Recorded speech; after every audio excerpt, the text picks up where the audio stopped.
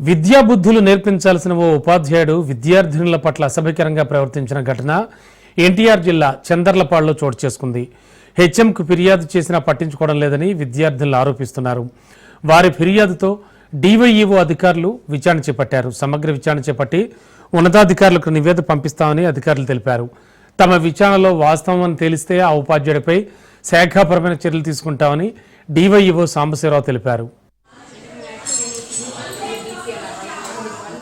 సమాచారాన్ని దాచి పెట్టకుండా ఇవ్వాలి.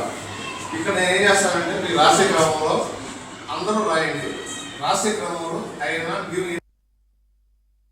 ఈ రోజున చందర్లపాడు మండలం చందర్లపాడులోని జిల్లా పరిషత్ హై స్కూల్ సంబంధించి గతంలో సోషల్ ఆడిట్కి వచ్చిన వాళ్ళకి స్థానికంగా చదువుకునే కొద్దిమంది విద్యార్థులు వారి పట్ల ఒక ఉపాధ్యాయుడు సరిగా ప్రవర్తించలేదని మిస్బిహేవ్ చేశారని చెప్పేసి ఫిర్యాదు అందించడం జరిగింది.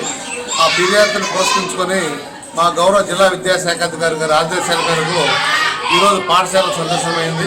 పాఠశాలలో అందుబాటులో ఉపాధ్యాయులు అలాగే ఎవరైతే పిటిషన్ పెట్టారో ఆ పిల్లల్ని కూడా విచారణ చేసి దాంట్లో ఉన్న అంశాలని ఒక నివేదిక రూపంలో మా యొక్క ఉన్నతాధికారులకు సమర్పించడం జరుగుతుందని చెప్పేసి